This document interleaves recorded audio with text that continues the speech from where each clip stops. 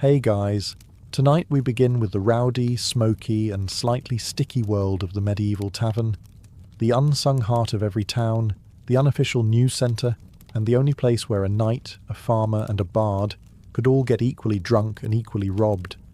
It wasn't just a place to drink, it was a place where danger, laughter and disease mingled freely beneath a thatched roof. So before you get comfortable, take a moment to like the video and subscribe, but only if you genuinely enjoy what I do here. And let me know in the comments where you're tuning in from and what time it is for you. It's always fascinating to see who's joining us from around the world.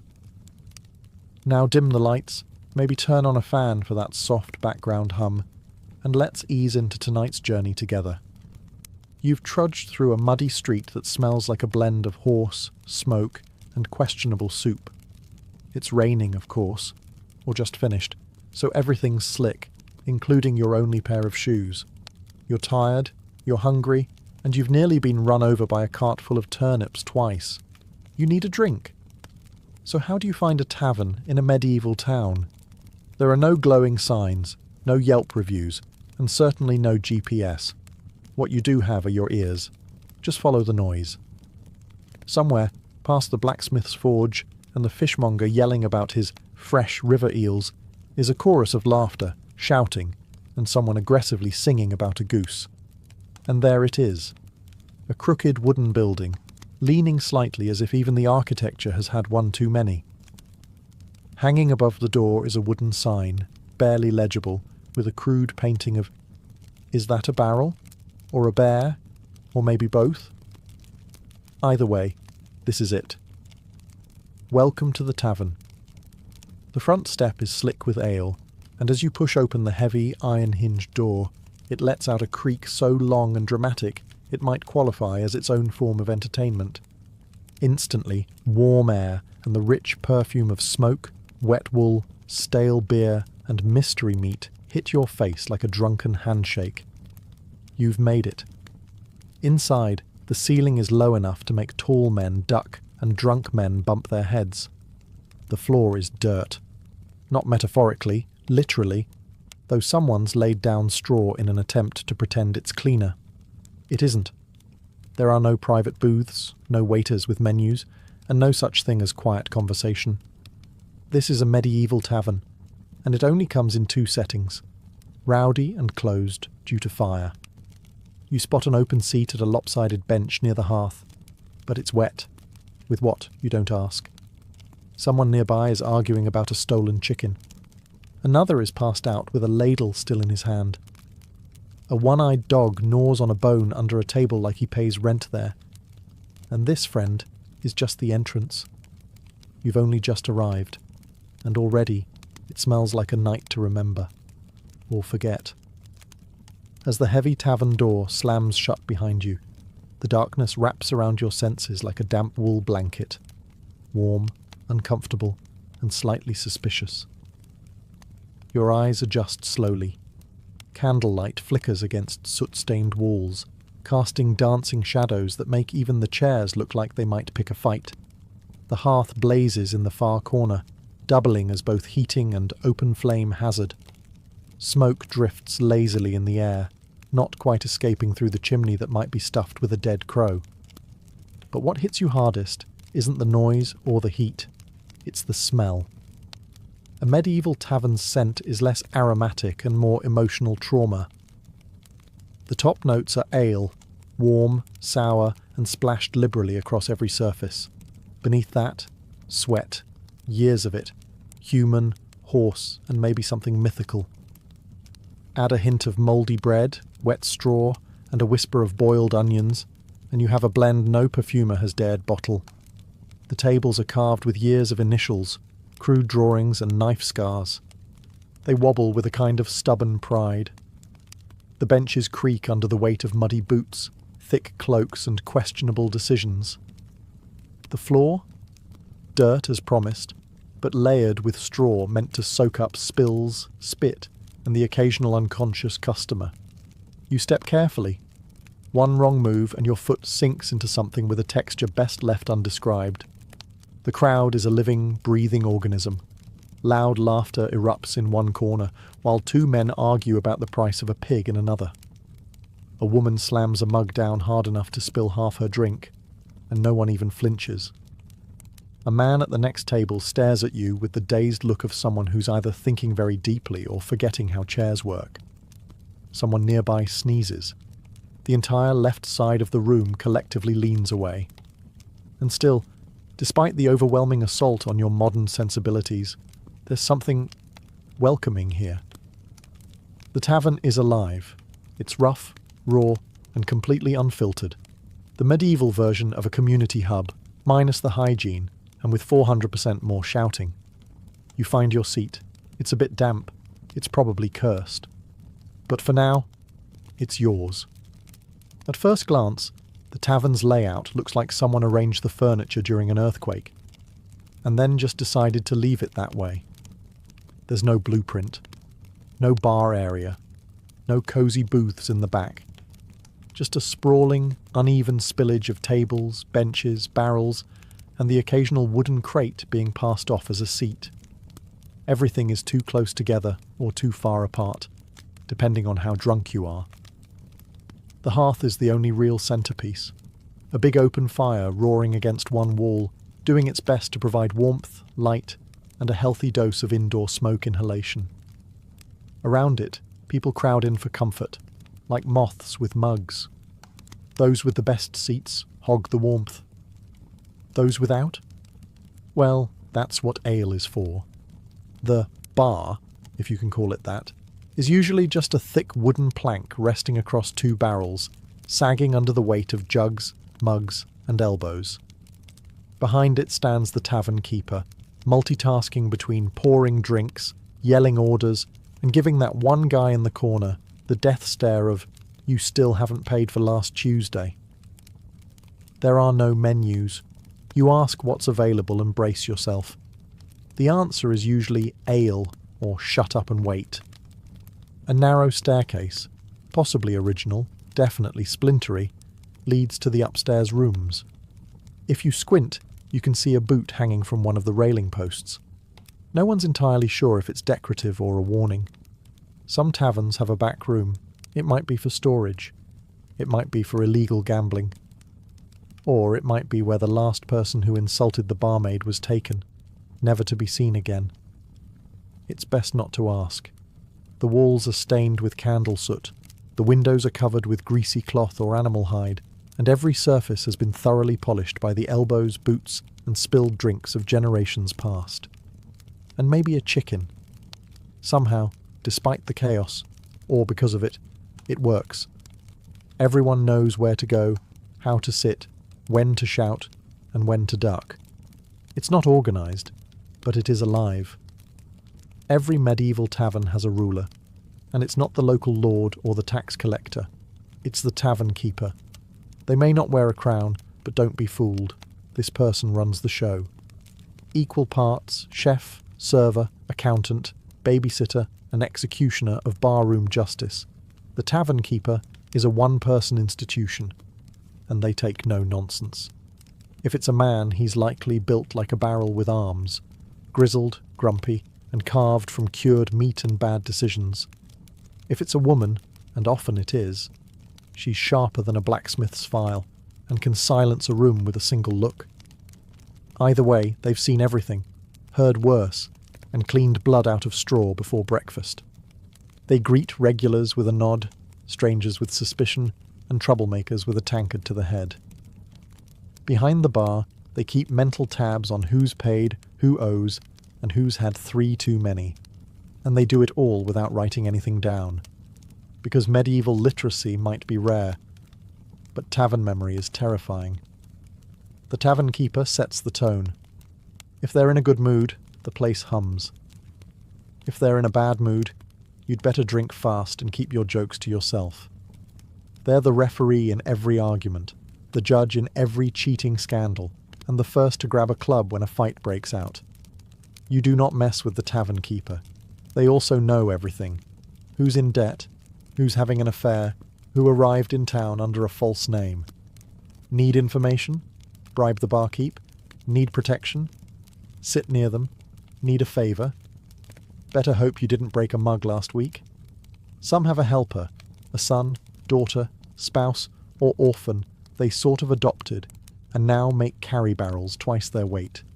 These assistants run drinks, mop floors, and try not to spill anything or get stepped on by drunks.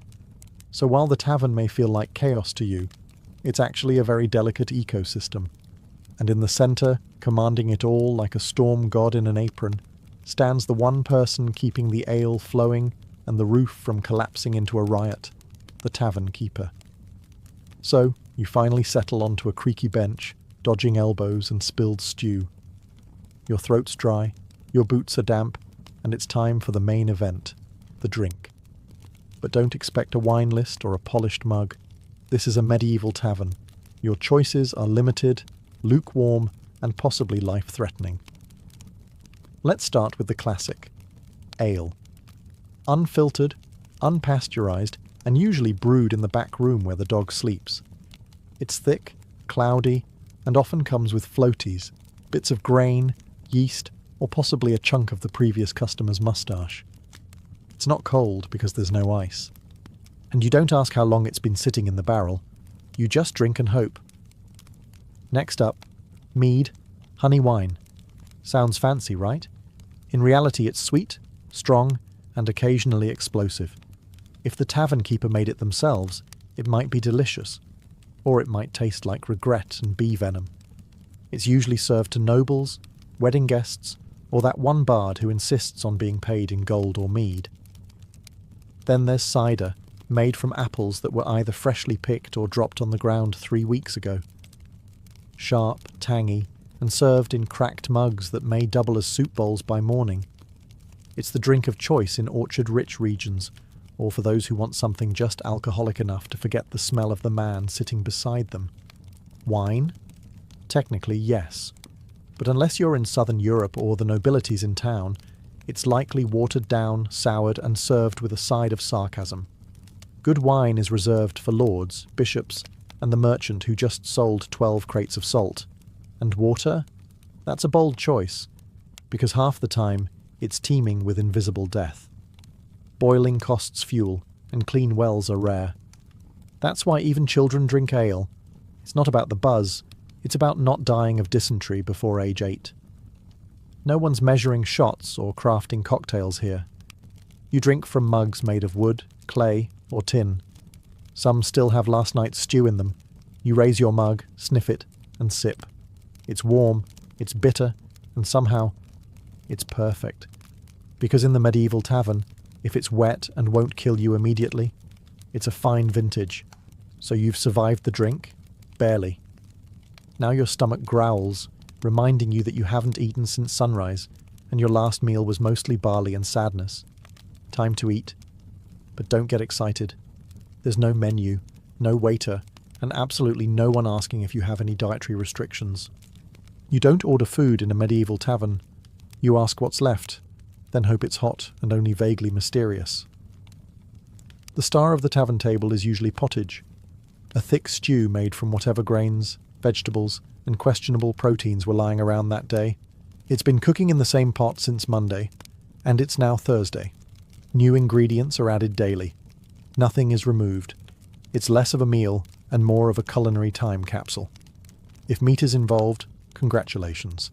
It's probably rabbit, pigeon, or the unlucky chicken who wandered too close to the fire. If it's game meat, it might be delicious. Or it might be aged past reason and seasoned with desperation. Your bowl is made of wood or clay. Your spoon? Either your own or your fingers. Most people carry their own knife, so eating is a BYO cutlery affair. And don't expect napkins, just the sleeve of your tunic or a shared rag that's seen things it'll never forget.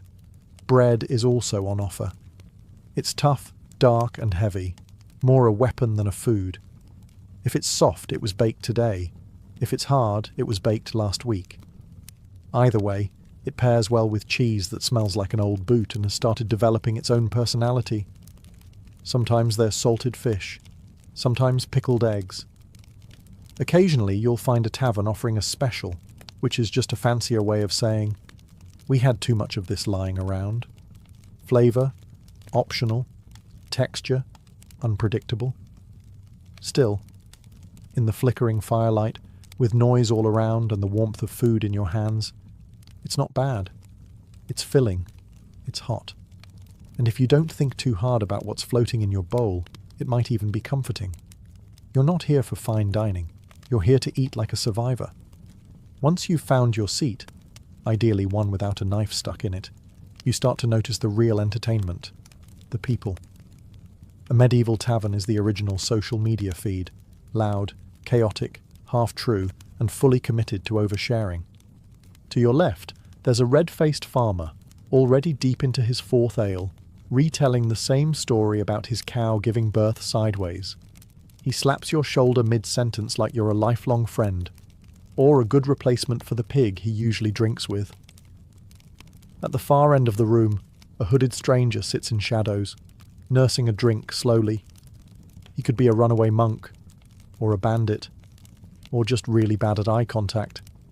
Either way, you're not making small talk with him unless you want to disappear behind the stables.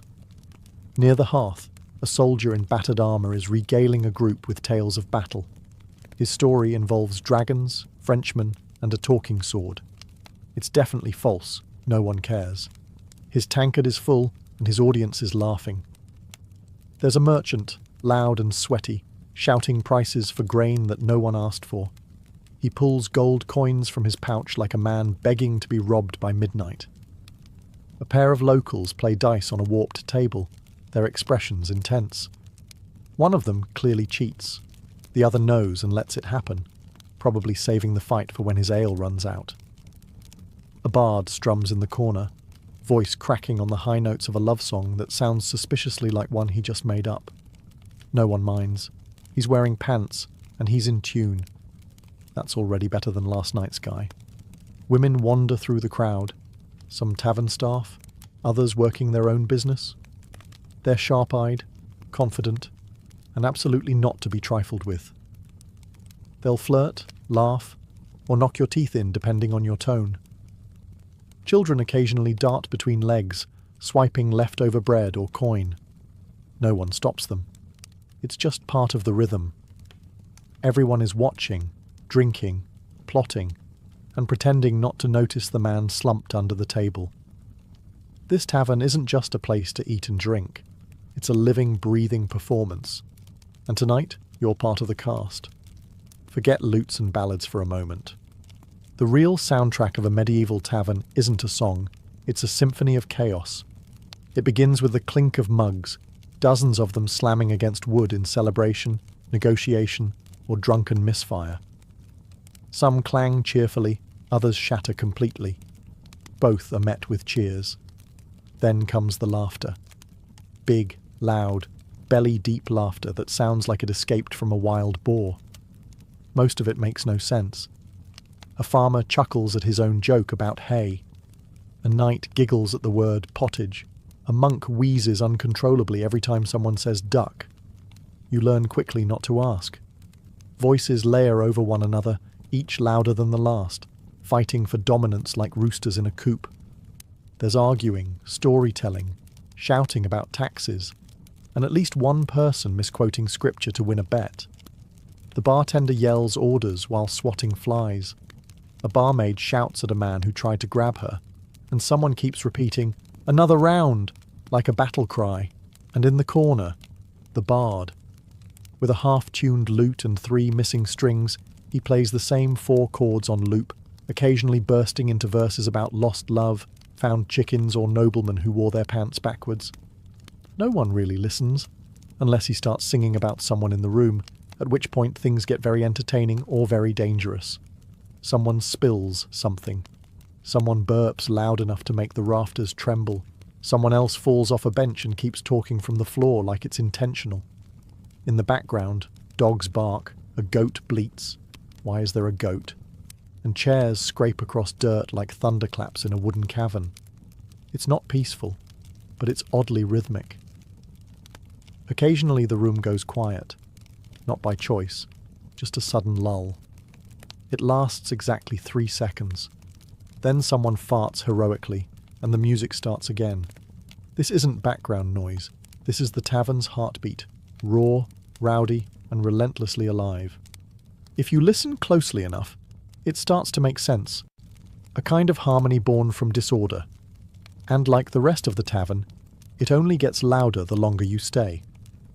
Once the ale starts flowing and the stew starts settling, the tavern transforms. It's no longer just a place to eat and drink. It becomes a medieval casino, minus the velvet ropes and with way more yelling. Gambling is the sport of the evening, and everyone plays, from weathered soldiers to barefoot boys with borrowed dice.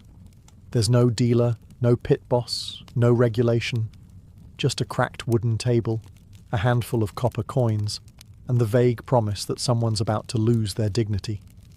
Dice are the game of choice, carved from bone, wood, or whatever was lying around. They clatter across tabletops like rolling thunder, each toss followed by a mix of cheers, groans, and accusations of witchcraft. No one trusts the dice. Everyone uses them. Then there are cards, if you're in a more cultured part of town. Thick, hand-painted, worn to the edges, and always missing one or two. The rules shift based on who explains them. Sometimes you're trying to get the highest number. Other times you're matching symbols or just making it up as you go. It's like poker, but with more slapping. Wagers range from money to mugs to livestock. Yes, someone once bet a goat. Someone else bet their boots. And someone else bet their own freedom for the night. Spoiler, he lost. The regulars are slick.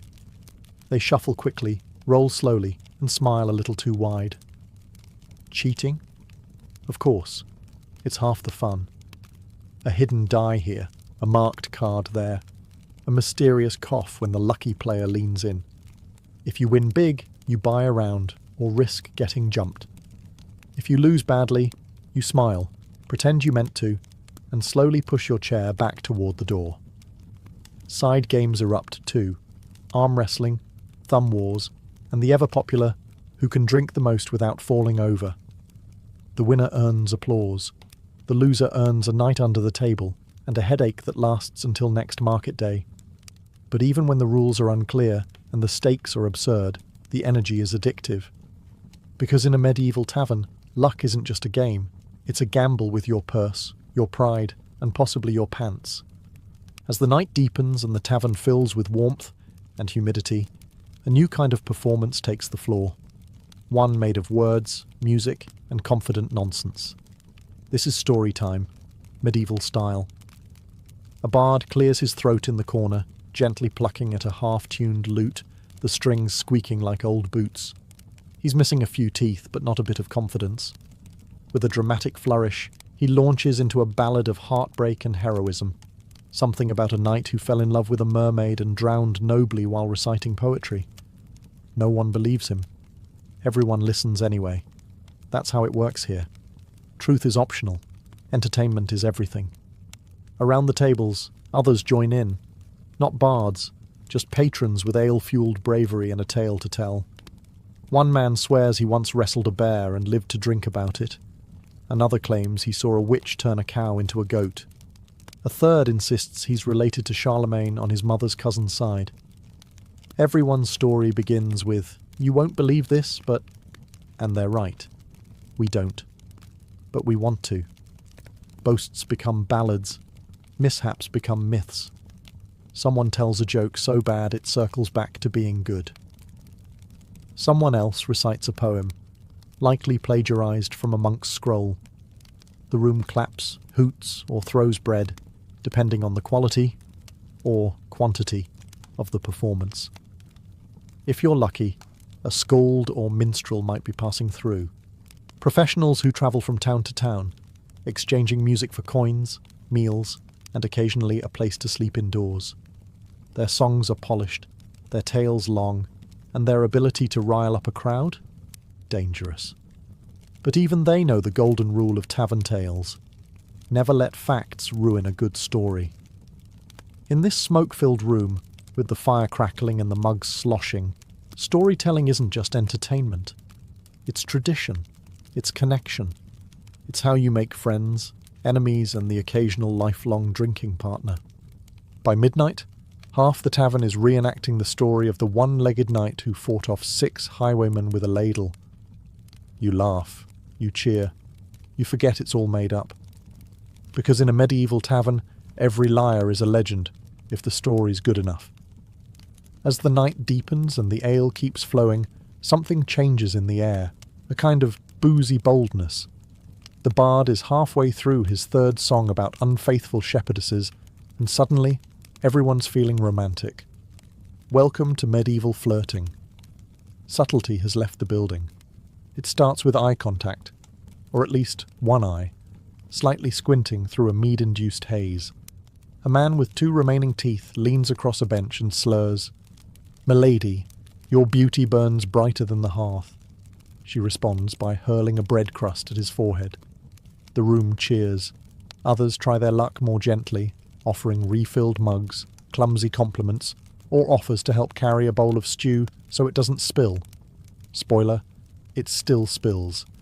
If you're a woman in the tavern, staff, guest, or travelling merchant, you're likely used to fending off at least 3 would-be poets, 2 arm wrestlers, and 1 man who tries to impress you by balancing a knife on his nose. Sometimes it works. Usually, it ends with a black eye or an empty purse. For those actually seeking companionship, taverns offer more than just flirting. Courtesans work the room with practiced ease, knowing who has coin, who has charm, and who will pass out before making it to the stairs. Transactions are discreet, but the implications are loud. Jealous lovers? Oh yes.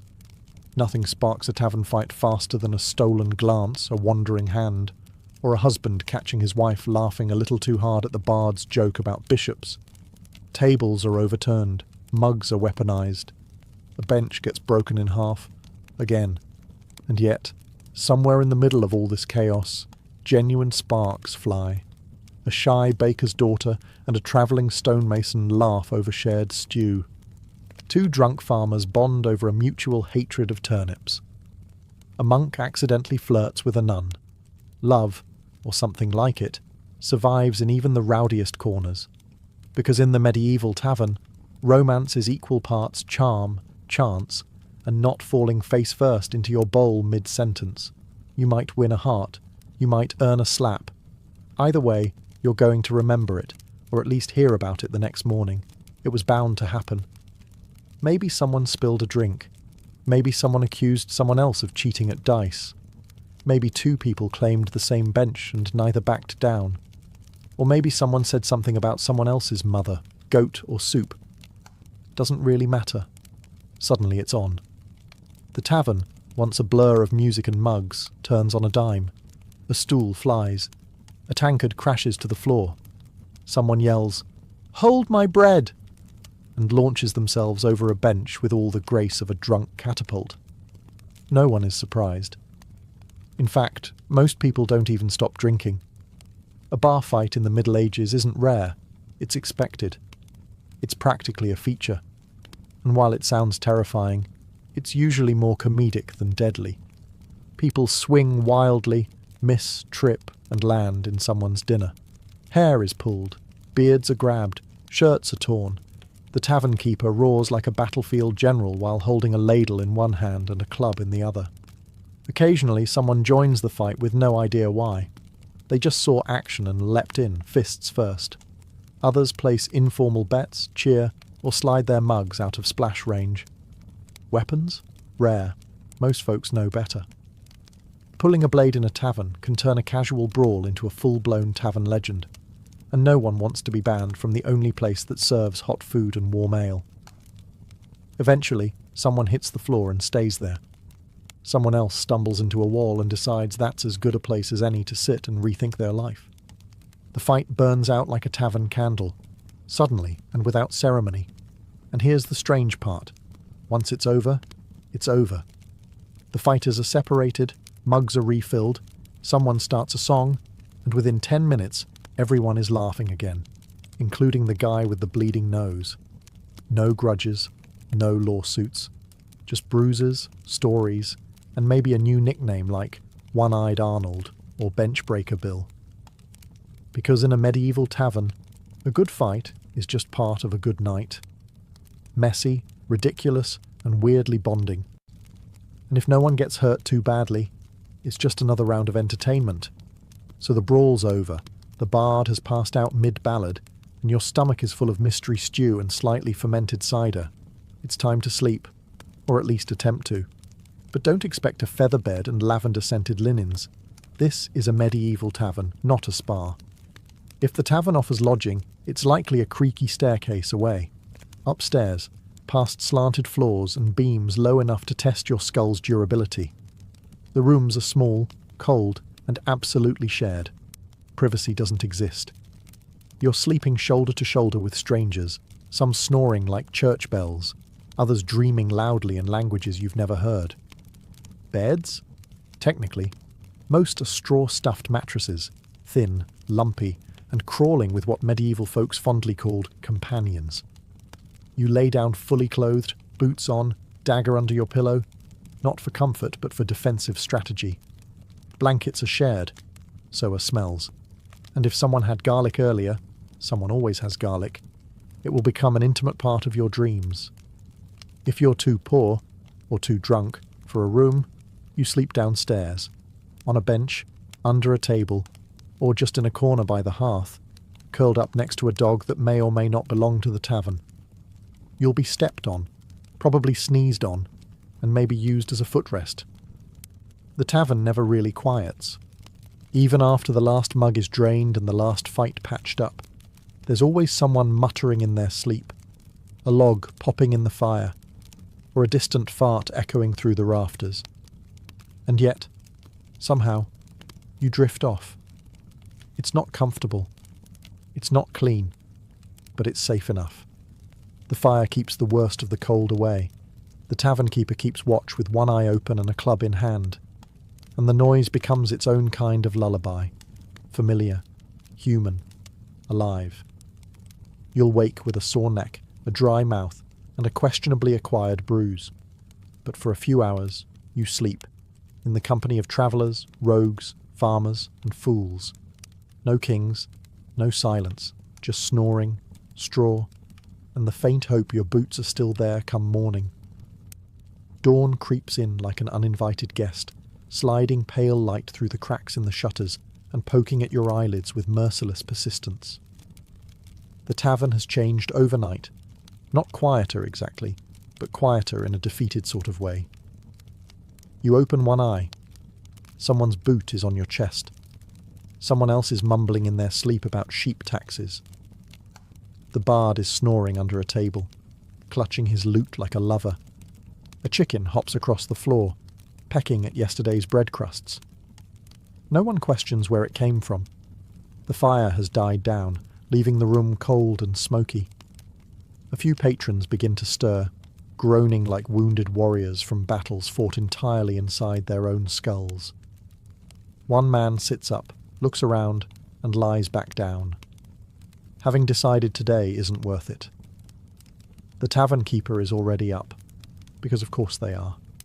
Clattering mugs, sweeping straw into fresh piles, reheating something in a pot that smells both inviting and slightly vengeful. They shoot a look at the bodies on the floor, then bang a ladle against a mug like a morning bell from hell. Up or out? That's your wake-up call. There's no breakfast buffet. If you're lucky, there's more pottage, now even thicker than last night. Bread is rewarmed, ale is watered down, and no one has the strength to complain. Some patrons just dunk their heads in a barrel of rainwater outside and call it clean living. You check your pouch. 2 coins and a button. Better than expected. Your boots? Still here.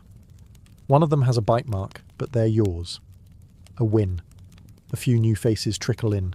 Early risers, travellers, workers in need of a drink before dealing with livestock, taxes, or worse, neighbours. The tavern begins to stir again, like a beast slowly waking. Someone starts retelling a story from last night. It's already changed, of course.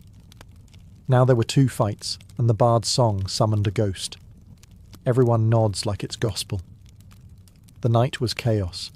The morning is groggy, grimy, and full of regret. And yet, you smile. Because somehow, you survived it. By now, You've felt the sweat, the smoke, the sticky ale under your boots. You've survived the shouting, the flirting, the pottage, and possibly a flying bench. And through all that, one thing becomes clear. The medieval tavern wasn't just a drinking hole, it was the beating heart of the community. In a world with no phones, no newspapers, no social networks, the tavern was where news travelled. A merchant from the coast could share gossip from a foreign port. A soldier could describe the war from the front. A bard could sing songs that stitched people together, even if the lyrics changed every night. This was a place for connection. Farmers drank beside craftsmen. Pilgrims shared bread with thieves. Strangers became friends, or at least drinking buddies, before the second round. Here, social classes blurred, rumours were born, alliances were made, and grudges were buried, or fuelled further, depending on how the dice rolled. The tavern was also where business happened, deals made, contracts shaken over splinters and spilled cider. It was a court, a confessional, and a theatre stage all at once. You could find a job, lose your purse, get married, or start a feud in a single evening. And it offered something else too, something you couldn't buy at the market or pray for in a chapel. Relief. From the cold, from the work, from the endless seriousness of surviving medieval life. For a few hours you could sit near a fire, hear a bad joke, sing a worse song, and forget, just briefly, how hard the outside world was. Even if the ale was warm, the bed was itchy, and the food had more bones than broth. The tavern gave you a sense of being alive, among the living, and in an age where everything from disease to war to a sharp winter could take you without warning, that was no small thing. So when you stepped into a medieval tavern, you weren't just buying a drink. You were buying belonging, story, and maybe, if the floor wasn't too crowded, a place to sleep where the fire still burned. Because long before cafes and pubs and coffee houses, there was the tavern. Loud, dirty, honest, and absolutely unforgettable. Before she became the most iconic face of ancient Egypt, immortalised in a limestone bust with high cheekbones and a gaze frozen in serene confidence, Nefertiti was a woman cloaked in mystery. Her name means, "the beautiful one has come," but no one knows exactly where she came from. Some believe she was the daughter of a powerful Egyptian official named Ai, possibly even the sister of Akhenaten. Others argue she was a foreign princess, sent to Egypt in a marriage alliance. Her origins are debated, but her influence is undeniable. Nefertiti appears in the historical record like lightning, sudden, brilliant, and transformative. She enters Akhenaten's life not as a passive queen, but as an equal partner in a reign that would shake Egypt's religious and cultural foundations. Together, they would dismantle centuries of tradition, discard the pantheon of gods, and elevate the sun disk Aten as the one true deity. It was a radical, near-heretical move, and Nefertiti wasn't just watching from the throne. She was leading ceremonies, making offerings, even depicted in art-smiting enemies, a role typically reserved for male pharaohs. Unlike other queens who were relegated to the background, Nefertiti was ever present. She appears in more artwork from the period than even Akhenaten himself. In these depictions, she isn't cloaked in subservience. She stands tall, sometimes larger than life, holding power quite literally in her hands. And in a society where pharaohs were divine, her proximity to Akhenaten, both spiritually and politically, suggested something more. Perhaps she wasn't just queen. Perhaps she was co-ruler. But this rise wasn't without tension. Egypt was not ready for the upheaval. The old priesthood resented the loss of their gods and temples. The capital moved to a new city, Akhetaten, today known as Amarna, cutting ties with the old ways. And through it all, Nefertiti was there, her figure etched into stone walls, her name sung in hymns to the sun.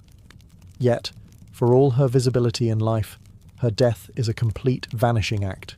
No tomb, no body, no confirmed end. Just silence. It's as if history, after showcasing her brilliance, suddenly chose to look away. And that, perhaps, is where her legend truly begins. To understand Nefertiti's rise, you must first meet the man who changed everything, Pharaoh Akhenaten. He wasn't born with that name. He was originally Amenhotep IV, a prince in line with a 1,000-year legacy of gods and tradition. But something shifted inside him. Some call it divine inspiration, others say madness. When he became king, he turned his back on the mighty god Amun and declared a new truth. There was only one god worth worshipping, the sun itself, the Aten. This wasn't just a religious shift. It was an earthquake that cracked the bedrock of Egyptian civilization. Imagine a society built around temples, priests, and rituals being told overnight that their gods were false, their worship obsolete. Akhenaten didn't just preach monotheism, he enforced it. The temples of Amun were shut down. His name was chiseled off monuments. Statues were smashed. Entire cities were abandoned. In their place, Akhenaten built something new. Akhetaten, a city dedicated solely to Aten, where the sun would rise directly between the cliffs and bathe the city in sacred light. And through it all, Nefertiti stood at his side, not as a silent consort, but as a full participant. In the reliefs of the period, she's shown worshipping Aten with the same reverence as Akhenaten. Their daughters are often depicted with them, heads tilted toward the radiant sun. It was a family portrait unlike anything in Egyptian art before or since. Even the style of the art changed, no longer stiff and formal, but loose, exaggerated, sometimes even intimate. The king and queen kissing, playing with their children, praying in soft robes beneath the sun. Nefertiti was everywhere in this new world. At times, she even overshadowed her husband. Some historians believe she held real political power, maybe even acted as co-regent. There are inscriptions that refer to her as Neferneferuaten, a name some believe she used when she began ruling in her own right. It's unclear if Akhenaten shared the throne out of love, strategy, or necessity, but it was clear. Without Nefertiti, this revolution may not have held together as long as it did. But revolutions are fragile. The gods don't take kindly to being replaced. And the people? They were quietly watching, waiting for the old order to return. By the height of her influence, Nefertiti had become more than a queen. She had become an icon. Not just of beauty, but of divine femininity and royal power. Egypt had seen great queens before, Ahmose Nefertari, Hatshepsut, but Nefertiti's presence felt different. She wasn't ruling from the shadows or taking power through war. She was reshaping the spiritual and cultural fabric of Egypt beside her husband, in real time, as a living goddess. She bore Akhenaten 6 daughters, Meritaten, Meketaten, Ankhesenpaten, and others, all of whom were frequently depicted in family scenes beneath the rays of Aten. Curiously, no sons were ever confirmed. In a kingdom obsessed with lineage, this was both a political problem and a historical mystery. Was it fate, or was something else at play? Some suggest Akhenaten may have had sons with other wives, or even, more controversially, with Nefertiti herself, fueling modern speculation and uncomfortable theories that range from the speculative to the salacious. What is certain is that motherhood was central to her image. In art, Nefertiti is portrayed cradling her children, their tiny arms reaching up to touch her cheeks. These aren't stiff, cold statues. These are living moments, carved in stone, intimate, emotional, radiant. In an age where pharaohs were often distant gods, Nefertiti's portrayal as a nurturing mother softened the divine, making it human. Yet there was another side to her iconography, one far more powerful. In multiple depictions, Nefertiti wears the blue crown usually reserved for male rulers. She is shown smiting enemies, riding chariots, making offerings without Akhenaten beside her. These were not symbolic gestures. This was a queen performing the sacred duties of a king. It suggests a quiet but radical truth. Nefertiti may have been preparing for something more than partnership. she may have been preparing to rule. Whispers in history suggest that after Akhenaten's health began to decline, possibly due to genetic disorders or stress, Nefertiti took on more governing responsibility. But this is where the record starts to fade. In the final years of Akhenaten's reign, she vanishes from the public eye. No fanfare, no funeral inscriptions, no confirmed burial. Did she die young? Did she fall from power? Or was she about to become something even greater than a queen? Something history tried and failed to erase?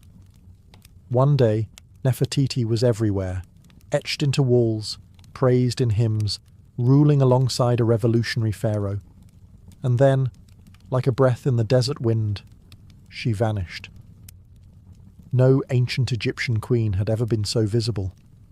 Yet around year 12 of Akhenaten's 17-year reign, the records grow eerily silent. Her name disappears from the inscriptions. Her image fades from the art.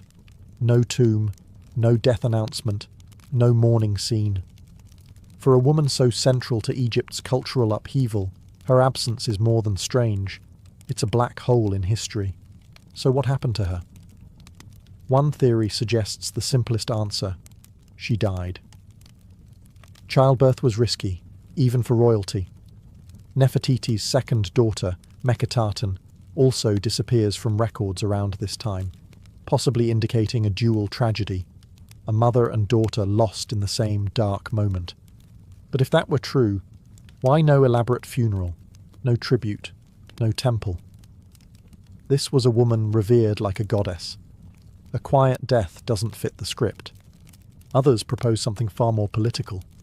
Perhaps Nefertiti fell from favour. Maybe the tides turned within the royal court. Akhenaten, increasingly isolated, could have sidelined her, possibly in favour of another consort. Some suggest a co-ruler named Smenkhkare, an enigmatic figure who appears briefly in the historical record, may have replaced her. Was this a male heir? A half-brother? Or was Smenkhkare Nefertiti herself, under a new name?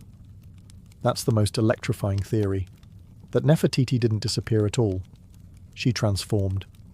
Evidence suggests someone named Neferneferuaten ruled in the final years of Akhenaten's reign. This individual used feminine grammar in inscriptions and even referenced Akhenaten as her beloved husband. Could this have been Nefertiti, crowned as pharaoh in her own right?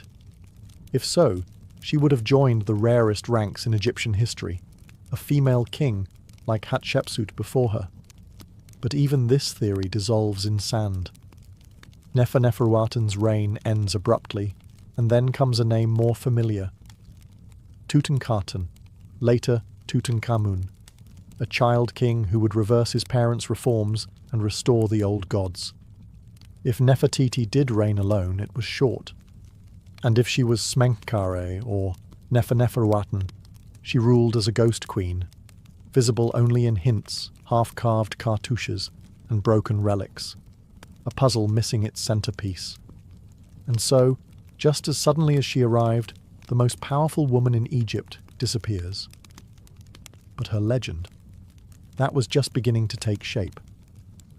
As the dust of Amarna began to settle, a new figure emerged, a boy king barely old enough to hold a scepter. His name was Tutankhaten, later changed to Tutankhamun, and he would become the most famous pharaoh in the world, not for what he did in life, but for the treasures found in his untouched tomb. But what matters here is this: who was his mother? The historical records are frustratingly silent. His father was almost certainly Akhenaten. But the identity of his mother remains shrouded in confusion. Some scholars argue that Nefertiti was his stepmother. Others speculate she may have been his biological mother, pointing to art and timing that seems to place him as a young child during her final public appearances. If Nefertiti truly bore Tutankhamun, it would make sense. His early reign was clearly guided by someone with a steady hand, and his decisions to reverse his father's religious revolution may not have been entirely his own.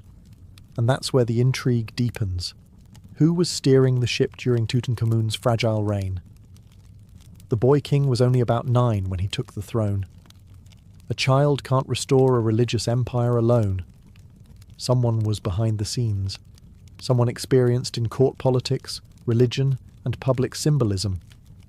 Could it have been Nefertiti, ruling from the shadows? Or was it the high priest Ai, her possible father? Or perhaps both, working together to erase the chaos of Amarna and return Egypt to its old gods? One of the more compelling pieces of evidence comes from a golden shrine found in Tutankhamun's tomb. It shows a woman anointing the young king, a woman with features eerily similar to Nefertiti. If that was her, it means she may not have vanished at all, but stayed at the heart of power in a more discreet form. Still, without a named tomb, without a confirmed mummy, we are left with only fragments. If she did guide Tutankhamun, her fingerprints are everywhere, but her name is gone, scrubbed from temples, left out of king lists, as though someone tried to erase the memory of a woman who once ruled like a god. And yet, the irony is rich. Tutankhamun's fame would resurrect her image, because in searching for his story, the world stumbled upon hers. For someone who stood at the center of Egypt's most radical era, queen, priestess, possible pharaoh, Nefertiti left behind no confirmed tomb. Not a single monument bears her death rites, no sarcophagus, no funerary mask, no inscription whispering her final words to the gods. It's as though she evaporated. This absence has haunted Egyptologists for over a century. In a culture obsessed with the afterlife, where every noble was embalmed, mummified, and buried with instructions for the soul's journey, how could one of the most powerful women in Egyptian history be lost? Theories abound. One possibility is that she was buried hastily and without ceremony in the waning years of the Amarna period. Perhaps her radical legacy made her dangerous in the eyes of the new regime. Her tomb may have been dismantled, her name defaced, part of the sweeping effort to erase the memory of Akhenaten's heresy. After all, the return to traditional gods was swift, and vengeance in stone-cut hieroglyphs was common. Another, more tantalizing theory suggests her tomb was never truly lost. It was simply misidentified or still hidden. Some researchers propose that she lies within the Valley of the Kings itself, concealed behind the walls of Tutankhamun's tomb. In 2015, radar scans of KV-62, the famed tomb of King Tut, indicated possible hidden chambers. Was Nefertiti buried just inches away, sealed off and forgotten beneath layers of history and gold? That idea captured the world's imagination. A queen sleeping just beyond reach. Egyptologists held their breath, but further scans yielded inconclusive results. Excavations slowed, funding dried up, and once again Nefertiti retreated into myth. Yet her absence is loud. We have her images, dozens, perhaps hundreds, her likeness captured in stone and pigment. Her bust, now in Berlin, still gazes with unfathomable grace across museum glass, as if she knows something we don't, as if she's waiting. Every year, new digs continue in Amarna and the valley. Every year, whispers stir. Could a sealed chamber finally give up her secrets? Could a cartouche in forgotten sand spell her true name? Or is she destined to remain the eternal riddle, an unfinished sentence in the story of Egypt? If history buried her, it didn't succeed for long, because the search for Nefertiti never truly stopped. It only deepened. If her tomb was never found, and her body never identified, why do we still remember Nefertiti? The answer sits behind museum glass, beneath soft lights in Berlin's Neues Museum. A painted limestone sculpture that has captivated the world since its rediscovery in 1912. The bust of Nefertiti. She gazes forward with poise and serenity, her long neck graceful, her blue crown distinct, and her features so refined they almost feel modern. One eye is unfinished, perhaps left that way intentionally, or perhaps a forgotten detail during the workshop's final days. Yet, even incomplete, she is timeless, unforgettable. The bust was discovered by German archaeologist Ludwig Borchardt in the ruins of the sculptor Thutmose's studio at Amarna. When he brushed away the dust and revealed her face, he knew instantly what he had found. In his diary he wrote, "No use describing it, you have to see it." And once the world did, Nefertiti became not just a historical figure, but a global symbol of beauty, of power, of ancient enigma. But even her bust is not without controversy. Germany acquired the artifact during a time of loose antiquities laws, and Egypt has been requesting its return for decades. To the Egyptians, she belongs home, in the land whose sun once touched her skin, where she stood beneath Aten's rays. But Germany has refused. They claim her fragility makes her unsafe to travel. Others say it's about prestige. Nefertiti brings in crowds. She is, after all, their Mona Lisa. Still, her presence, wherever she may be, has changed how the world sees ancient women. She wasn't just a passive beauty. Her bust captures something regal, assertive, almost challenging. She looks like someone who held secrets, made decisions, changed the course of empires. And she did. It's remarkable how a single sculpture, delicate and silent, can resurrect someone lost to time. We may never find her tomb. We may never know how she died. But through this bust, Nefertiti achieved something extraordinary. She became immortal not in gold, but in human memory. The face may be still, but the story it tells, that continues to speak, louder than ever, across the centuries. Nefertiti's story lives somewhere between stone and silence, between what we know and what we want to believe. Few figures in ancient history have inspired such relentless fascination and such profound mystery. She is a paradox, one of the most documented women of her time, and yet still largely unknowable. Over the centuries, she's been imagined as many things. To some, she was a goddess in human form, the living embodiment of divine beauty. To others, she was a political mastermind, the force behind the throne, perhaps even the throne itself. Some have portrayed her as a romantic figure, tragically lost in the sands of revolution. Others paint her as ambitious, even ruthless, navigating a collapsing empire with elegance and calculation. But what do we truly know? We know she was more than a royal wife. Her imagery rivals that of kings. Her presence during religious rites, royal ceremonies, and even scenes of battle reveals a woman not just beside power, but wielding it. In a patriarchal world, she carved out her own space, not through rebellion, but through presence, through poise, through sheer command of the visual and spiritual language of her time. We know she was central to one of history's boldest religious shifts. While Akhenaten may have envisioned the monotheistic sun cult, it was Nefertiti who embodied it. She was the human face of a divine ideal, the bridge between the Aten above and the people below. She didn't just serve the gods, she was their image. And we know that after her disappearance, her memory was nearly erased. The backlash against Akhenaten's regime swept her name into oblivion. Her statues were smashed. Her inscriptions were defaced. Her role in history intentionally buried. Yet here we are, 3,000 years later, still whispering her name. Why? Because myth has a way of surviving where facts cannot. Because when a woman becomes both an icon and an enigma, she slips into a space where time can't reach her. Because sometimes the questions echo louder than the answers.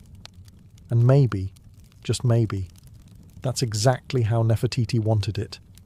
To be remembered, not explained. To be admired, not contained. To live forever, not as a woman of one tomb, but as a queen of endless speculation. More than 3 millennia have passed since Nefertiti last walked beneath Egypt's sun, yet her shadow still stretches across our world, etched in museum glass, whispered through academic halls, splashed across the pages of novels and screens of documentaries. Unlike most historical figures, she hasn't faded into the past. If anything, she grows larger with time. There's something irresistible about her, not just the beauty. We've seen beauty before. It's the mystery. The deliberate blank spaces in her biography feel like a challenge, a taunt, as if she's daring us to try and understand her, knowing full well we never truly will. And in that way, she's become something more than historical. She's become archetypal. Every generation reinterprets Nefertiti in its own image. In the early 20th century, she was an exotic queen, mysterious and submissive. In the feminist wave, she became a symbol of female power, an ancient ruler lost to patriarchal erasure. In modern media, she's a style icon, an African queen, a political player, even a possible pharaoh. She has lived 1,000 second lives, not through facts, but through imagination. But maybe that's the most fitting afterlife of all. In ancient Egypt, immortality wasn't just about mummification, it was about memory. If your name was spoken, your image seen, your story retold, you lived on. You could travel the field of reeds, dine with the gods, exist beyond death. Nefertiti, whether by design or by chance, has achieved that. Her name is spoken across continents. Her face is one of the most recognized in human history. Her story, though fractured, still commands attention. So in a way, her greatest legacy wasn't carved into a tomb or sealed beneath desert stone. It was this: enduring curiosity. She left behind a perfect mystery, a life half seen, half erased, and wholly unforgettable. And perhaps that was her final act of power. Not just to rule an empire, not just to shape religion or raise royal daughters, but to become timeless. Nefertiti, the beautiful one who has come, never truly left. She remains here, in our questions, our wonder, and our need to remember the women history tried to forget. She lives not in gold or glory, but in the eternal act of being searched for. And what is more immortal than that? China, where the clouds hang low and the wind hums through bamboo groves, a dragon lies coiled. But it is no myth, no fire-breathing beast of legend. This dragon is made of earth and stone, carved by centuries of calloused hands and patient vision. It is the Longji rice terraces, known to locals as the dragon's backbone, and its curves ripple across the mountainside like scales, shimmering with water, rice, and ancient pride. From a distance, the terraces resemble a sleeping creature. Hills ripple with rhythmic precision, each layer rising and falling like the sinew of a living form. But step closer, and you'll find something even more alive. Water flows in soft whispers along carefully dug channels. Seedlings flutter in the breeze, and at dawn, the morning mist drapes the landscape like breath rising from the dragon's nostrils. These terraces weren't built in haste. Their story began over 700 years ago, when the Zhuang and Yao people, ethnic minorities with deep ties to the mountains, chose to tame the slopes rather than abandon them. Flat land was scarce. Machinery was non-existent. And so they looked to the mountain and asked a simple question: how do we feed ourselves here? The answer took generations. Armed with little more than stone tools and bamboo baskets, they carved the hills inch by inch, year by year. With each level built, they not only shaped the land, they taught it to breathe with them. Rainfall became resource, slope became sustenance. Rice, the staple of life, began to grow where gravity once ruled, and over time, the terraces began to resemble a dragon in repose, strong, eternal, sacred. This was more than agriculture. It was harmony, a silent pact between humans and nature. No part of the mountain was wasted, and no part was forced to bend violently. Instead, the people worked with the earth, shaping it in curves and swells, listening to the wind, following the water. Today, the dragon's backbone still feeds entire villages. But more than that, it reminds us what patience can build. In a world racing forward, here lies a dragon that was never chased, only carved, layer by layer, dream by dream. To walk among the Longji rice terraces is to step into a world carved by persistence. There is no illusion here, no machine tracks, no corporate survey markers. What stretches across these mountains are the fingerprints of human endurance. Every curve, every slope, every drop of water has been arranged, stone by stone, with hands that knew the pulse of the land. Centuries ago, when the Zhuang and Yao peoples first looked upon these steep and unforgiving hillsides, they did not see obstacles. They saw opportunity. The lowlands were already taken, the fertile valleys already sown. But up here, amid the rugged peaks, there was possibility, if only they could make the earth listen. With no heavy tools they began. Wooden shovels, stone hoes, baskets of mud and rubble carried on backs worn by time.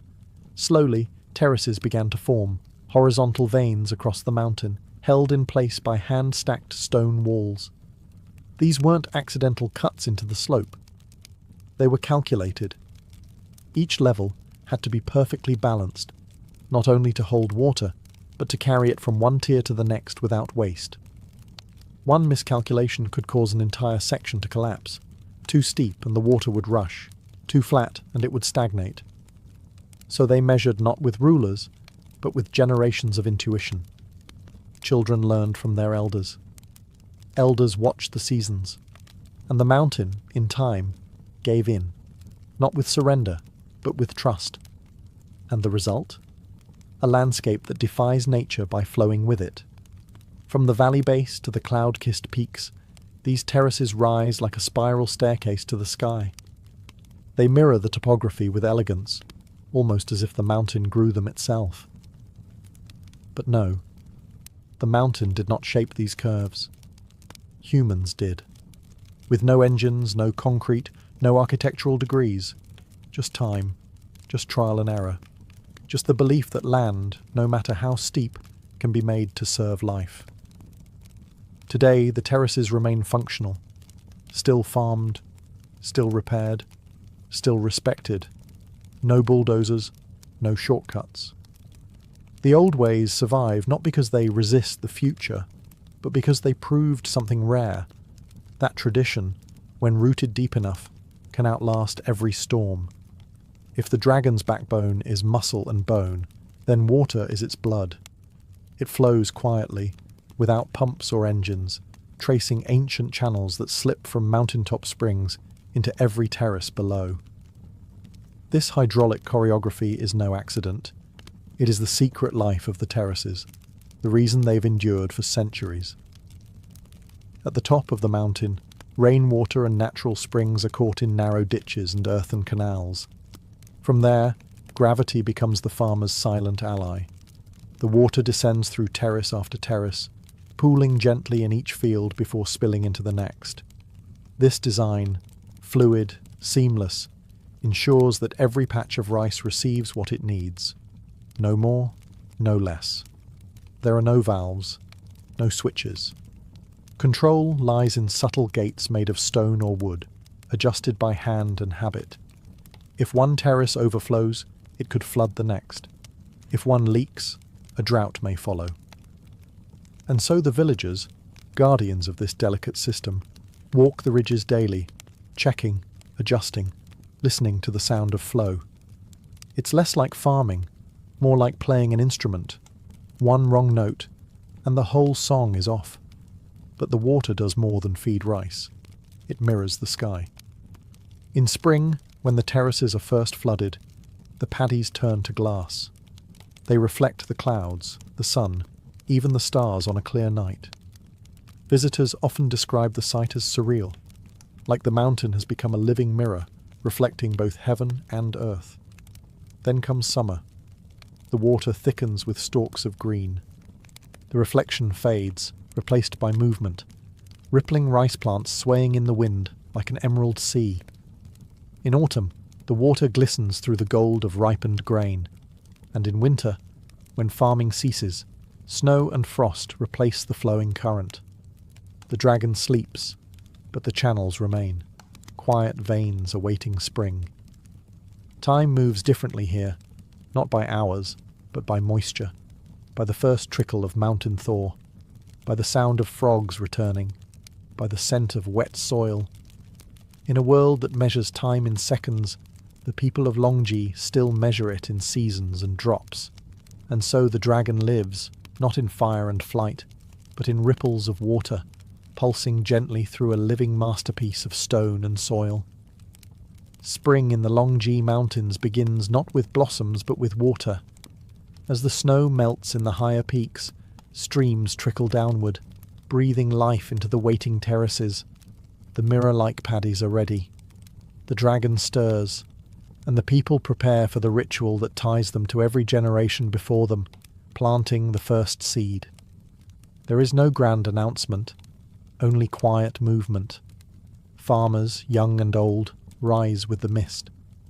They walk barefoot along the narrow ridges, straw hats low over their eyes, baskets balanced on their backs. The air is thick with the scent of soaked soil and mountain wind. The paddies, flooded just days earlier, now shimmer like polished jade. This is not a task for machines. It never has been. Each rice seedling, grown in nursery beds, is transplanted by hand, one by one, line by line. The workers step into the cold water and press the tender stalks into the mud with gentle fingers. It's a rhythm that feels almost sacred. Back bent, arm out, hand press, repeat. All day, sometimes for weeks. Children follow, splashing in the shallows, mimicking their elders. They learn not from textbooks, but by standing in the water, feeling the resistance of mud, learning the spacing by eye. It's how knowledge survives here, lived, not spoken. Planting is more than labour, it is ceremony. Offerings are made to the mountain spirits, songs are sung. In some villages, elders scatter the first handful of seedlings as a blessing. Every field planted is a promise, to the land, to the ancestors, to the children, yet to come. The pace is unhurried. No one rushes the dragon, no one races the mountain. Instead, the rhythm of planting becomes a meditation, a slow dance of human and nature, of patience and purpose.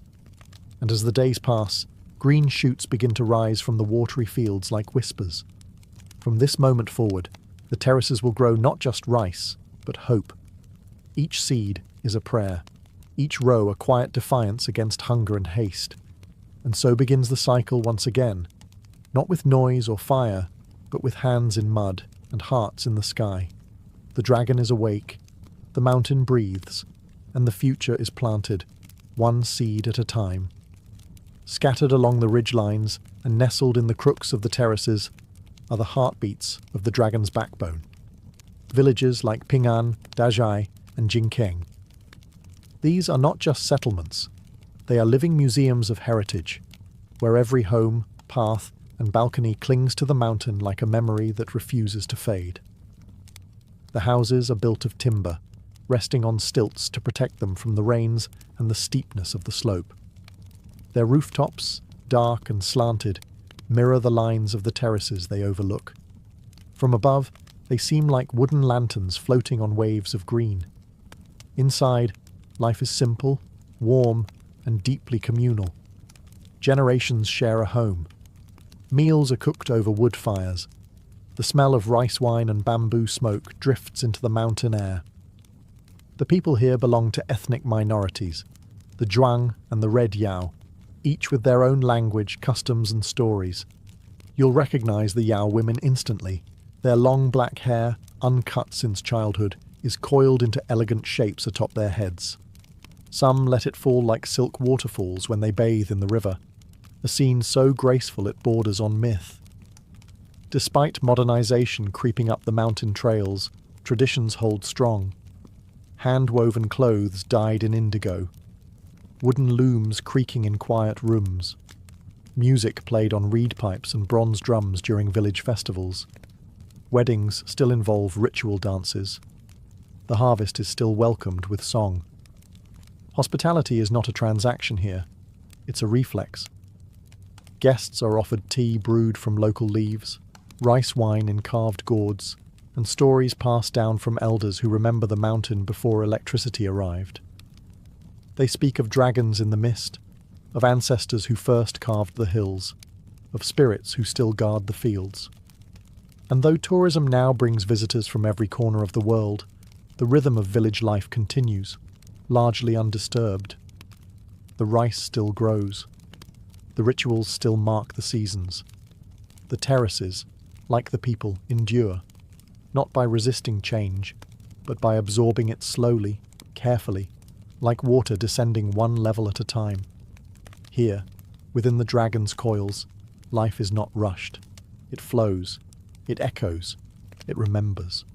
To walk the terraces of Longji is to walk through layers of myth.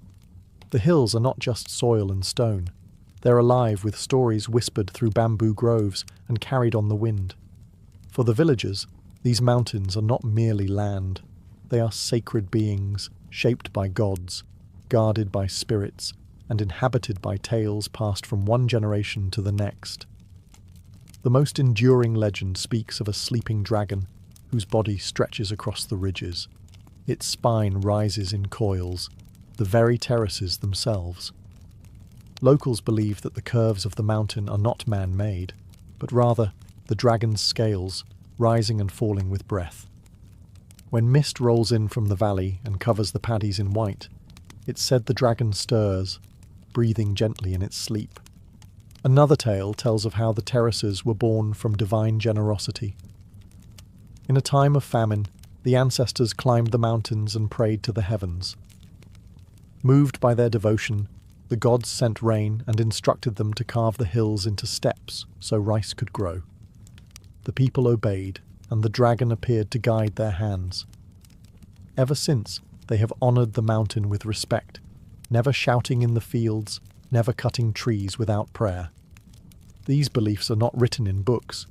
They live in songs sung during the planting, in incense burned before a new growing season, in the silence kept during misty mornings. Children grow up hearing these tales not as fantasy, but as truth embedded in the land. To laugh at the dragon is to risk bad harvest. To disrespect the spirits is to invite flood or drought. There are spirits in the water too. Some farmers still make offerings before releasing the spring water into the terraces for the first time each year. A few drops of rice wine, a prayer murmured under breath. Not for show, just tradition, as natural as tying a shoe. And whether you believe in dragons or not, something sacred hangs in the air. Maybe it's the silence, maybe it's the clouds, or maybe it's the quiet certainty that this place is more than human work.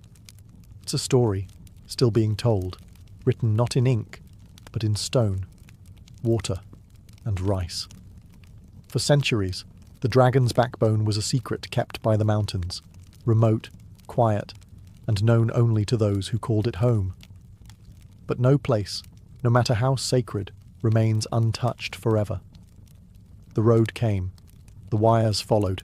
Tourists, cameras, and smartphones climbed the hills alongside the farmers. And the terraces, ancient and weathered, faced a question they'd never had to answer before. How do you survive the modern world? At first, there was worry. Some feared the mountain would be sold piece by piece to developers. That concrete would replace wood. That culture would become costume. But the people of Longji didn't just endure. They adapted. Not by abandoning the past, but by weaving the present into it, one careful thread at a time. Villagers began opening their homes to guests, not as resorts, but as family stays.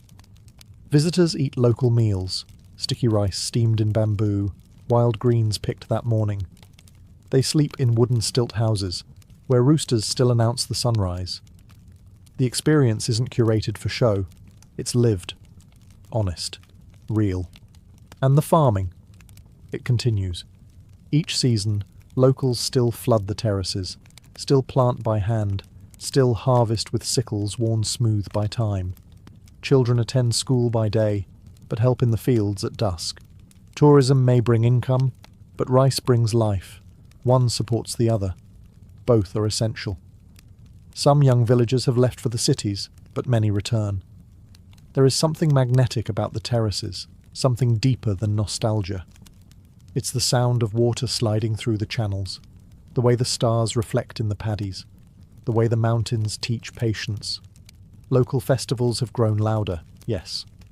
There are now microphones where there were once drums, Signs in Mandarin and English stand beside sacred springs. But the rituals still happen. Offerings are still made. Elders still lead the songs. The dragon's backbone didn't resist change. It absorbed it, with grace, with balance. The terraces remain not because they are frozen in time, but because they breathe with time, flexing, adjusting, but never breaking. In an age where tradition is often sacrificed for progress, Longji stands as quiet proof that progress can walk gently, if it chooses, that the old ways still have room in the modern world, especially when they are this beautiful. The dragon's backbone is never the same place twice. With each season, it sheds its skin, transforms its colours, shifts its mood. While cities change in years, the terraces change in weeks, draped not just in light, but in rhythm. To stand among them through a full year is to witness a mountain breathe. Spring arrives like a mirror. The terraces are flooded in preparation for planting, and the still water reflects the sky like silver glass. Clouds drift not just above, but below your feet. Visitors speak of walking through heaven. The fields look empty, but they're full of potential. Beneath the surface, life is stirring. Summer brings a burst of green. The rice shoots stretch tall and straight, blanketing the hills in an emerald cascade. From a distance, the terraces look like ribbons of velvet, rolling in every direction. The air is warm and wet. Frogs call from the paddies. Farmers, knee-deep in water, work from dawn till dusk, their hats bobbing like tiny sails on a jade sea. Autumn is gold. Harvest time. The rice matures, and the terraces catch fire in the sunlight, glowing with grain. The fields ripple in the wind and drums echo through the villages. Families gather. Songs are sung. Sticky rice is cooked. It's not just a season, it's a celebration. The dragon, fully awake, offers its bounty. Winter draws the mountain into stillness. The terrace is empty, the water drains. Snow sometimes falls, dusting the steps in soft white. Other times, frost clings to the walls like lace. There are no tools in the field, no voices, only silence. The dragon sleeps, resting, waiting. Each season writes a different poem. Spring reflects, summer grows, autumn feeds, winter rests. The beauty of Longji isn't just in its shape, but in its cycle, in how it accepts time without resistance, in how it transforms quietly, never needing to announce itself. Photographers chase the light here, hoping to capture something eternal, but the terraces don't freeze for anyone. They move, they breathe, they teach us, softly, that beauty is not static, it's a rhythm, a practice, a promise renewed with every season. And so the dragon turns again, not with roar or flame, but with water, grain, and wind. In the end, the terraces are more than fields. They are a vow, quiet, curved, and carved into the mountainside. A promise passed down from hand to hand, season to season, generation to generation. The dragon's backbone is not just a wonder of agriculture or a masterpiece of engineering. It is the story of what happens when humans choose to live with the land, not against it. There were easier paths.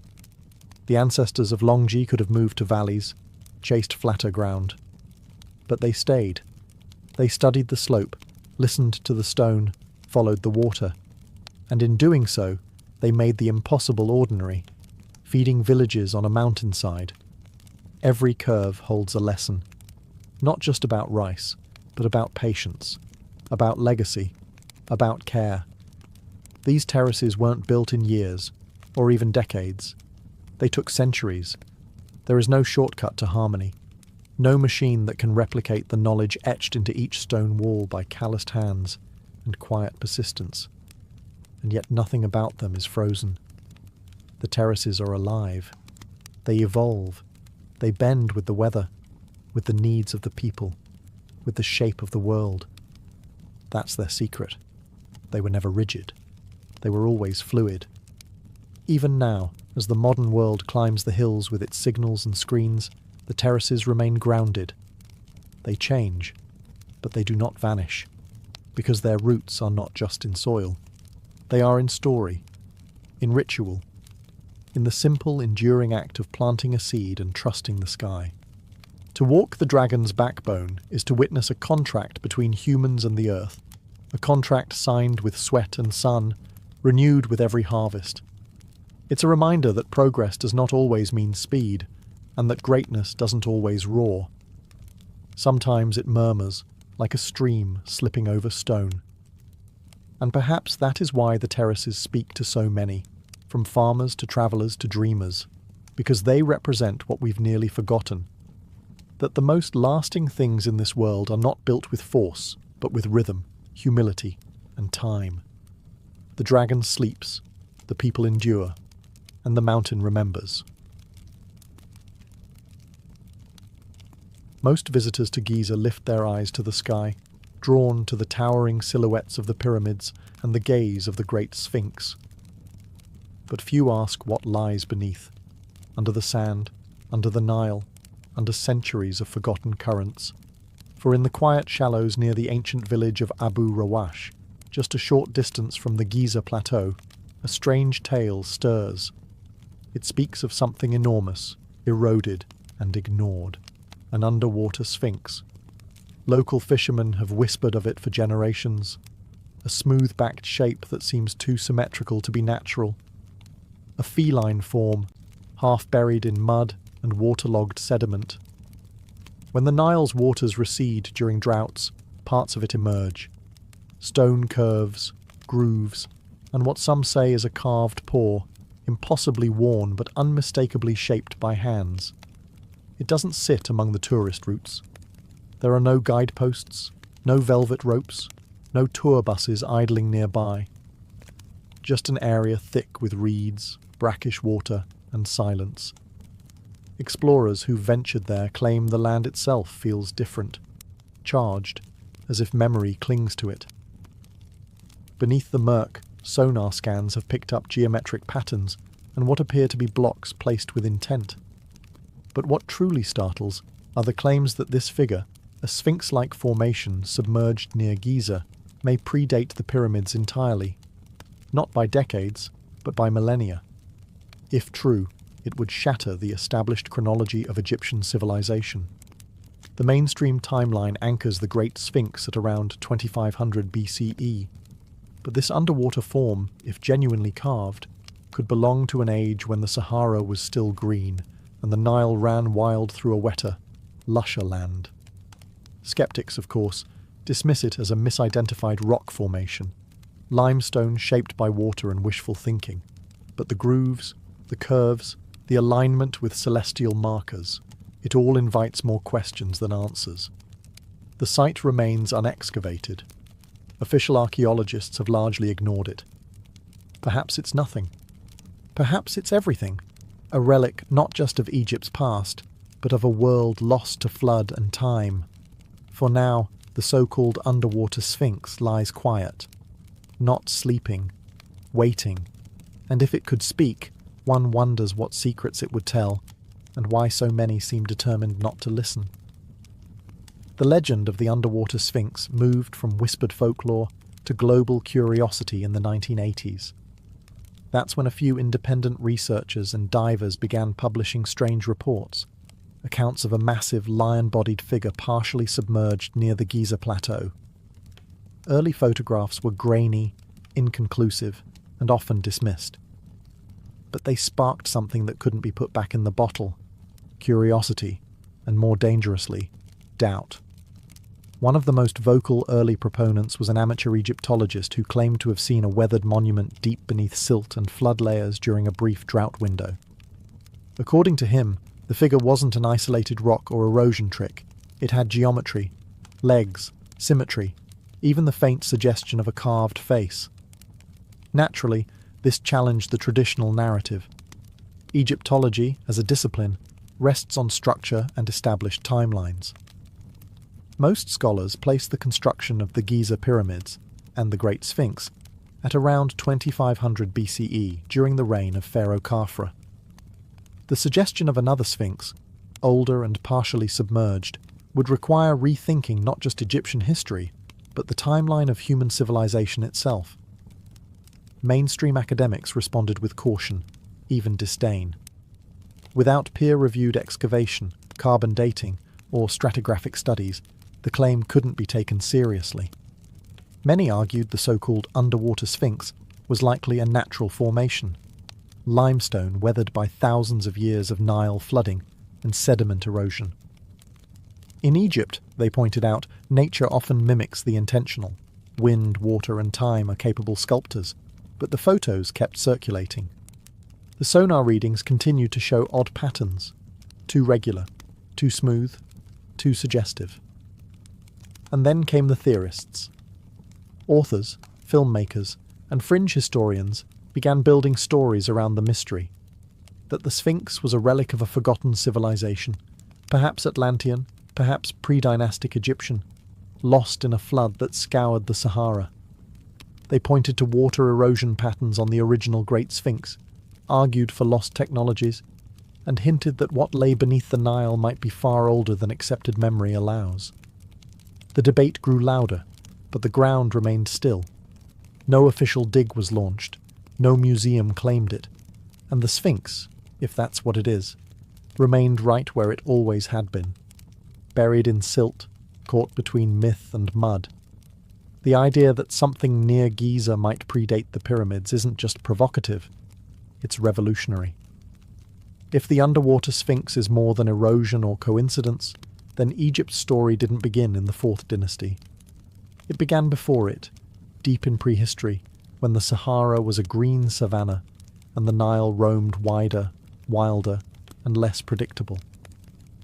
This possibility gained traction in the 1990s when geologist Dr. Robert Schoch studied the Great Sphinx itself.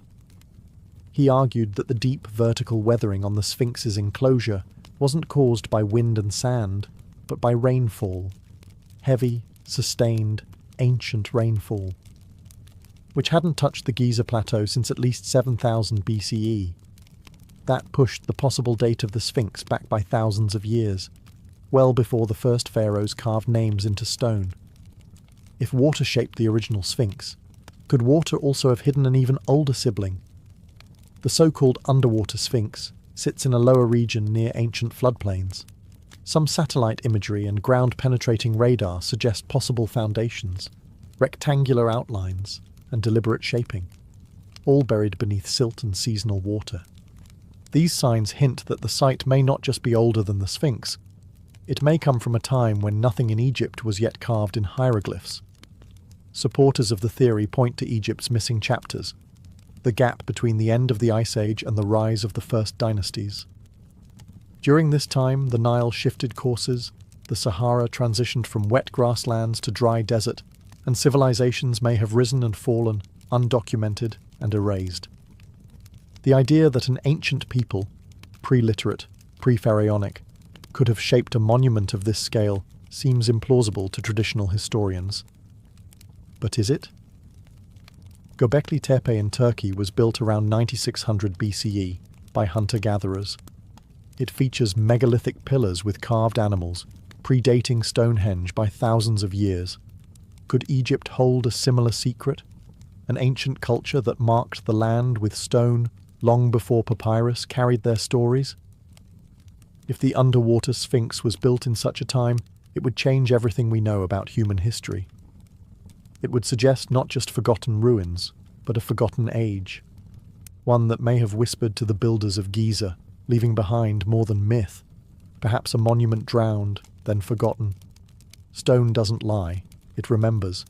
And around the site of the so-called underwater Sphinx, it tells a quiet but persistent story, not just of time, but of water. Sediment layers, erosion marks, and flood patterns hint at a history long before the desert became dry, long before the Nile settled into its familiar course, long before the pharaohs carved their names into history. Geologists who have examined photographs and data from the site near Abu Rawash note peculiar erosion marks, smooth, rounded grooves that suggest prolonged exposure to flowing water. Not wind, not sand, but rainfall and movement, forces absent from this region for thousands of years. Similar arguments have been made about the Great Sphinx itself, especially its enclosure wall. Critics of the standard timeline point out that the deep vertical fissures seen on the Sphinx's surrounding trench don't resemble wind erosion at all. They mimic rainfall, heavy, sustained prehistoric rain. Now, at the possible underwater Sphinx site, we see the same signature, only this time hidden beneath a shallow flood basin. During periods of low Nile flow or excavation, parts of the structure are said to rise into view, lion-like haunches, shoulders, and a foundation that seems too level to be natural. Researchers who have surveyed the area note that the basin is geologically active, with high clay content and evidence of ancient water tables fluctuating violently. The stone there is heavily worn, but not randomly. The wear follows the shape of the structure itself, flowing in lines that suggest deliberate carving, then drowning. Some sediment layers around the site date back to the early Holocene, when Egypt was wetter, greener, and prone to massive flooding. If a monument had been carved then, it could have stood for centuries before being swallowed by mud, forgotten by shifting populations, and buried under the Nile's wandering silt. Skeptics argue this is all coincidence, natural formations teased into myth by hopeful eyes. But water doesn't form symmetry. It doesn't carve pores. It doesn't create aligned foundations or echo the geometry of a known sphinx just a few miles away. So the question deepens. If water erased this monument from view, what else has it taken with it? And more urgently, how much of history still lies hidden beneath the surface? If the underwater sphinx is truly there, silent, carved, and ancient, why hasn't it been excavated? Why does it remain beneath layers of mud and silence, passed over by archaeologists, ignored by governments, and left to the currents? The answer, like the artifact itself, lies beneath the surface. Egypt's archaeological institutions are protective, rightfully so. The nation guards its ancient heritage with rigid protocols, strict excavation rules, and an insistence on academic consensus. Digging up any site, especially one that challenges the traditional timeline, requires permits, funding, international oversight, and, most importantly, institutional approval. And that approval often rests on one unspoken rule: do not rewrite Egypt's history without a mountain of undeniable evidence. And that's the problem. The so-called underwater Sphinx has never received an official, state-sponsored excavation. Independent researchers, foreign academics, and fringe theorists have studied the area, but without formal backing, their findings remain anecdotal, suggestive, but not conclusive. There's also the issue of the Nile itself. The river is not a static feature. It floods, recedes, and shifts over decades. The site where the monument allegedly rests is flood-prone, often submerged for much of the year. Excavation would require draining the area, rerouting water, protecting nearby ecosystems, and managing structural damage caused by centuries of sediment pressure. That alone would take years, if not decades. Then there are political factors. A discovery of this magnitude, if validated, would disrupt more than academic timelines. It could challenge established narratives, upset national pride, and attract a media frenzy Egypt might not be eager to welcome. The Ministry of Antiquities prefers to promote discoveries that reinforce Egypt's grandeur, not question its foundational history.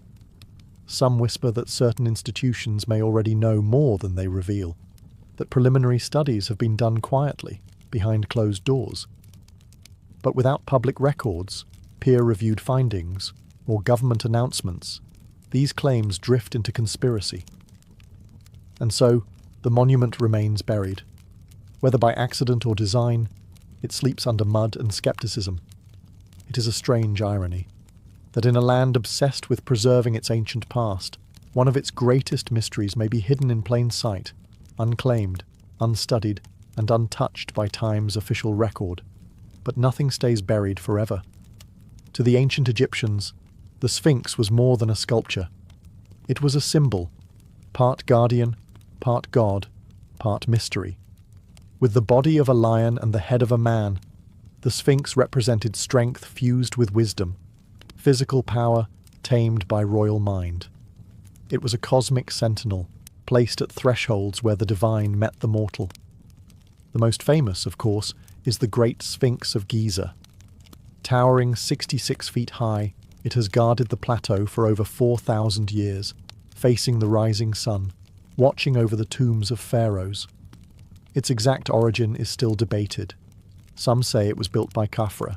Others argue it may be far older, its face recarved over time.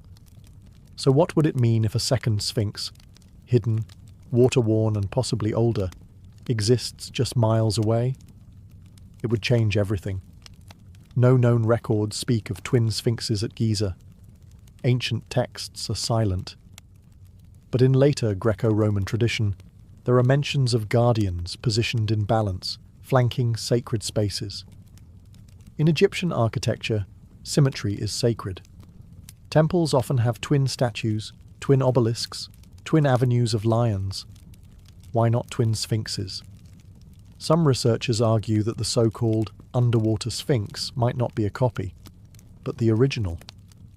A prototype. A pre-dynastic version later replicated on a grander scale. If true, it suggests that the idea of the Sphinx came not from dynastic builders, but from a forgotten culture whose myths were carried forward, adopted, and refined. And if the monument predates writing, it may not be bound by the pharaoh's ideology at all. Its purpose could have been astronomical, ritualistic, or even commemorative, marking an event, a flood, or a forgotten god. The lion shape itself is no accident.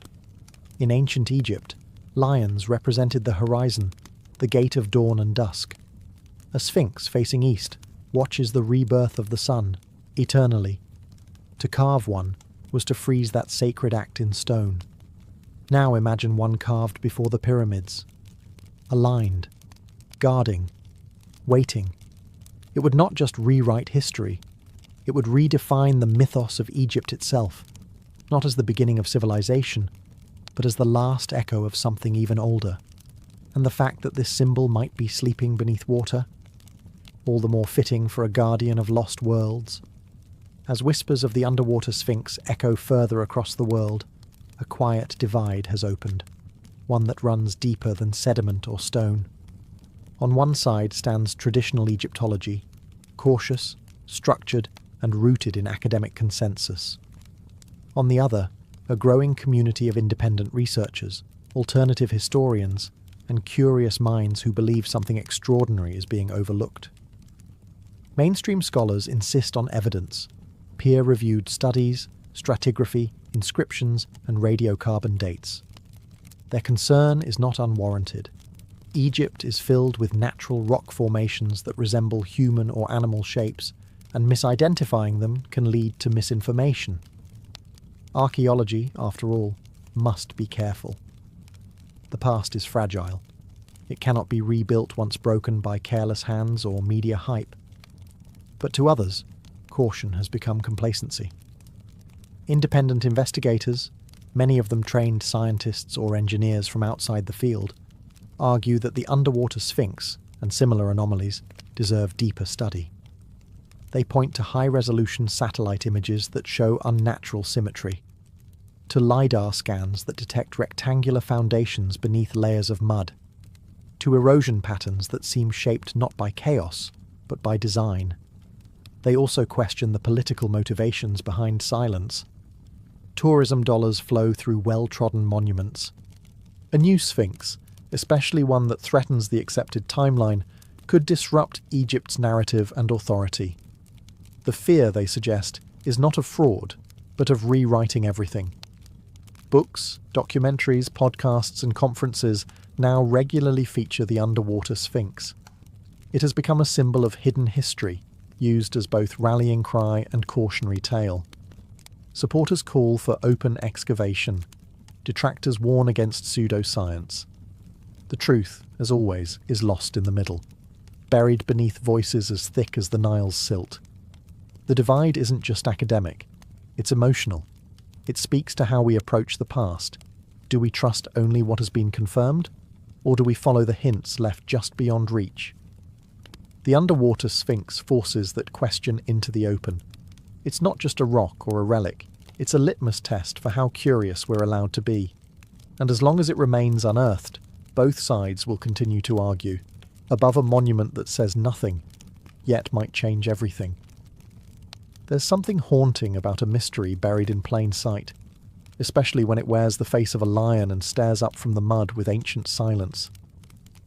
The so-called underwater sphinx near Giza may or may not be real, but its pull is undeniable. It stirs something in us, a yearning not just to discover, but to remember. Because deep down, the story of a forgotten monument taps into something older than archaeology, the human sense of loss. We've always lived beside ruins. Cities fall, languages die, civilizations vanish beneath waves, sand and ash. We look to the past not just for answers, but for identity. Who were we? How far back do our stories stretch? And what have we forgotten in our rush toward progress? If the underwater sphinx is real, if it was carved by hands before recorded history, it becomes more than a relic. It becomes a voice from a chapter we didn't know existed. A marker from an age when people may have understood the stars differently, honoured the earth more intimately, or carried a mythology we can only guess at. Some believe it belongs to an advanced prehistoric culture lost to global catastrophe, a theory often dismissed as fringe. But whether or not that's true, the emotional gravity remains. To imagine a monument carved long before the pyramids, submerged by rising waters, and then erased, is to confront how fragile civilization truly is. And perhaps that's why the story persists. It reminds us that time is not linear, that empires are temporary, that even stone can disappear if the river flows long enough. But more importantly, it reminds us that discovery isn't over, that Earth still holds secrets not written in textbooks. In an era defined by instant answers and global data, the underwater sphinx is a rare thing, an unanswered question, a possibility, a mystery not yet solved by drones or algorithms. And whether it proves to be natural rock or a forgotten monument, it already holds value, because it makes us wonder. Wonder if the past is deeper than we thought. Wonder if myth holds memory. Wonder what lies just beneath the surface, waiting for someone to listen. The underwater sphinx of Giza, whether carved or accidental, confirmed or dismissed, remains where it has always been, beneath the surface, beneath the mud, the water, the weight of time. It has no plaque, no name, no spotlight, and yet it speaks softly in the absence of answers. For every monument we've unearthed in Egypt, there are others still buried, still waiting. Some are too fragile to uncover, others are lost to the shifting Nile, drowned beneath layers of silt and secrecy. And a few, like this one, sit in plain view, ignored not because they lack importance, but because they ask questions we're not yet ready to answer. Maybe that's what makes the underwater sphinx so powerful. Not its size, not its age, but its silence. It forces us to confront the limits of what we know and the discomfort of what we might have overlooked. In truth, it may never be excavated. Politics, funding, and tradition form walls taller than any tomb. But that doesn't mean it's irrelevant. Quite the opposite. The monument's very obscurity has turned it into a mirror, reflecting not just what lies buried, but what we choose to remember, and what we choose to forget. It also reminds us that history is not a closed book. It's a living puzzle, scattered across landscapes and shorelines, waiting for a shift in tide, a change in thinking, or a brave question to unsettle the dust. Perhaps one day the water will recede and the full form will rise, paws, face, and all. Perhaps radar will confirm what myth has long suspected, or perhaps the mystery will remain, passed from generation to generation, like a whisper between stones. But whether monument or mirage, the underwater sphinx already serves its greatest purpose. It stirs the imagination, and in a world drowning in certainty, that may be its greatest gift. Because maybe the most ancient things aren't just buried in sand or time. Maybe they're buried in us, in our need to explore, to remember, and to believe that somewhere out there, beneath waves or desert, the past still breathes, and still waits to be found.